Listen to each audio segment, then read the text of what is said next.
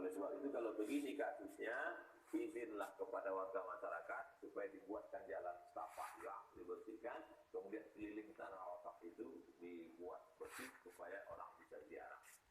Kuntu nahaitukum an ziaratil kubur, dulu kularang kamu ziarah kubur, ala fazuruha. Sekarang ziarahlah dulu karena hati lembut. Kenapa hati lembut? Tazkiratan lil maut, ingat mati. Ingat mati. Nah, jadi sering-sering ziarah. Kalau bisa sebulan sekali ziarah. Kalau perlu cari rumah yang dekat kuburan. Saya kita ziarah. Kalau ke tempat saya, orang kalau ke tempat saya sekali ziarah 2 kali. Karena sebelum masuk ke tempat saya lewat kuburan. Bagus sering-sering ziarah. Ingat mati.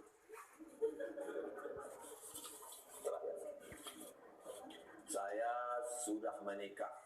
Seorang laki-laki punya anak 1, tinggal dengan ibu kandung saya. Niat saya ingin merawat ibu kandung saya, tapi kami bersama pergi pagi pulang petang.